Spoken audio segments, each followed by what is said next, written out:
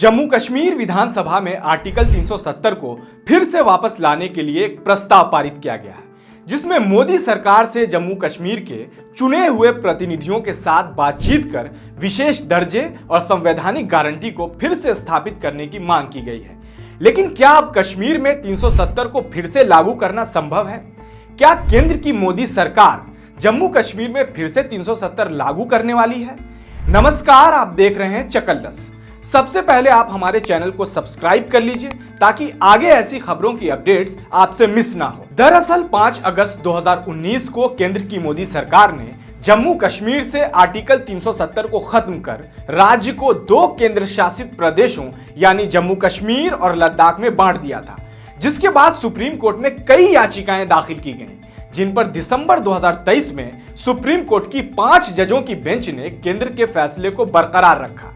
इसके बावजूद जम्मू कश्मीर विधानसभा में 370 की बहाली के प्रस्ताव के पारित होने के बाद यह सवाल फिर से उठा है कि क्या आर्टिकल 370 को फिर से वापस लाया जा सकता है। लेकिन सबसे पहले हम ये जान लेते हैं कि आखिर विधानसभा में पारित इस प्रस्ताव का क्या असर होने वाला है। दरअसल इस प्रस्ताव का ज्यादा कुछ असर होने वाला ही नहीं, क्योंकि जम्मू कश्मीर अब एक राज्य ना होकर केंद्र शासित प्रदेश है, जिसमें आखिरी फैसला उपराज्यपाल का होता है। फिलहाल जम्मू कश्मीर के उपराज्यपाल मनोज सिन्हा हैं, जो केंद्र की मोदी सरकार के ही प्रतिनिधि हैं। इसलिए संभावना है कि प्रस्ताव वहीं अटक जाएगा और किसी ठोस नतीजे तक नहीं पहुंच पाएगा।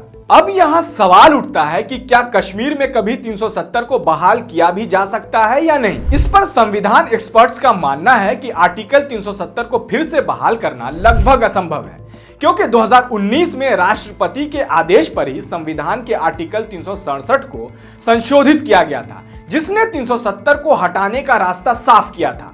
अब इस आर्टिकल को बहाल करने के लिए संविधान में संशोधन की आवश्यकता होगी, जिसके लिए संसद के दोनों सदनों में 2/3 बहुमत और देश की आधे से ज्यादा विधानसभाओं की सहमति चाहिए होगी, जो अब लगभग असंभव ही लगता है। अगर आने वाले सालों में केंद्र में सरकार बदल भी गई तो इसका रिस्क कोई उठाएगा, ऐसा भी नहीं लगता है। तो फिलहाल आपको हमारी ये रिपोर्ट कैसी लगी, आप हमें कमेंट सेक्शन में जरूर बताएं और YouTube पर हमारे चैनल को जरूर सब्सक्राइब करें। साथ ही Facebook और Instagram पर भी हमें जरूर फॉलो करें।